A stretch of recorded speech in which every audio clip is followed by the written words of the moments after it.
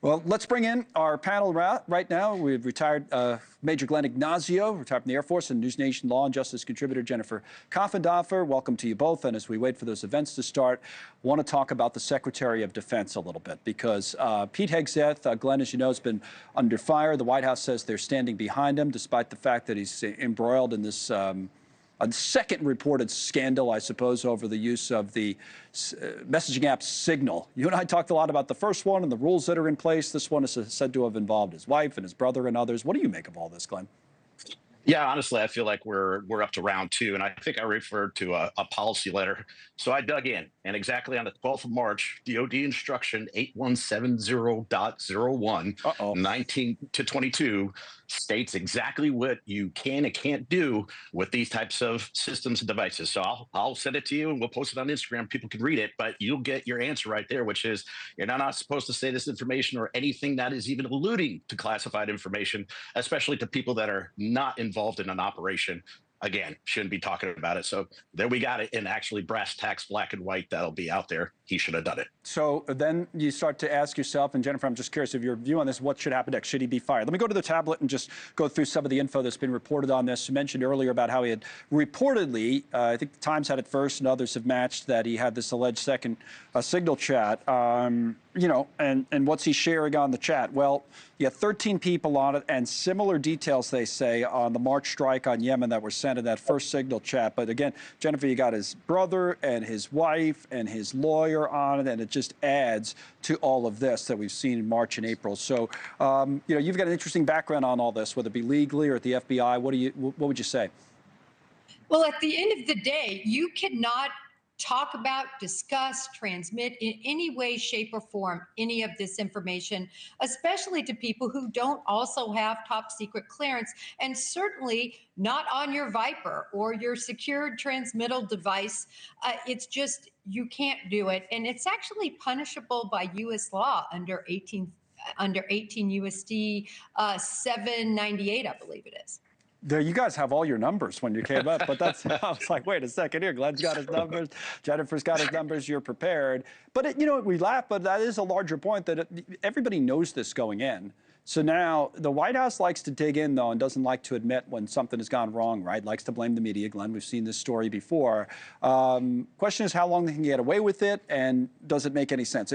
Or do we agree here, panel-wise, that even if you're a Hegseth fan, that's irrelevant? You think this is a fireable offense? Glenn, you first.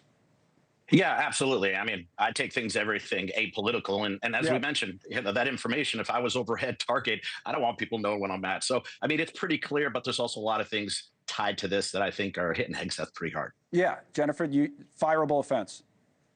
Is it fireable? Yes. I know. Will he be fired?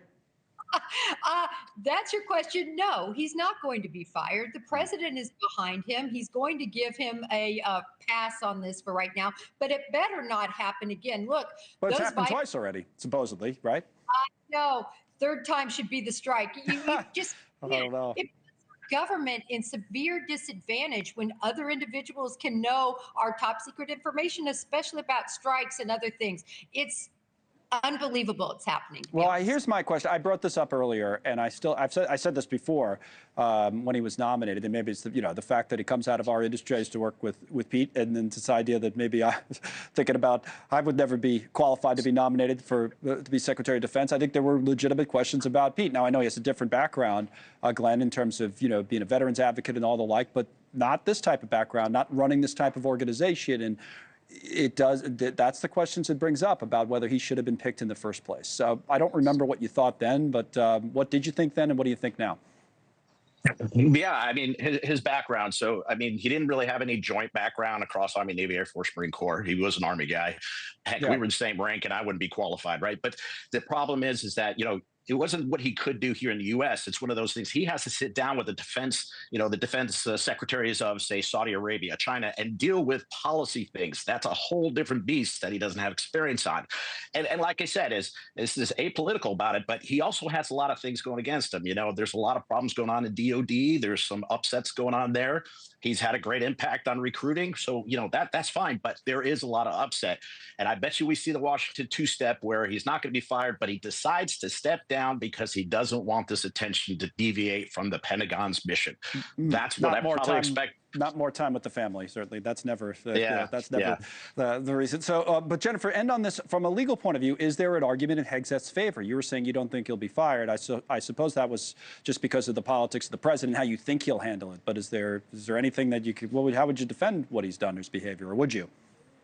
Well, I wouldn't defend it. And, back to your question, whether he's qualified or not, this doesn't take anybody with a lot of qualifications from the standpoint knowing you have to use your Viper to communicate. That means you have to get to the hard line to communicate about these issues, and you can't communicate with anybody without clearance. It's very simple. So from that standpoint, many people are qualified to understand that. That's true. Should have read the codes like you both did before coming on. Thank you, Glenn, and thank you, Jennifer. Boy, what a world. Let's get to some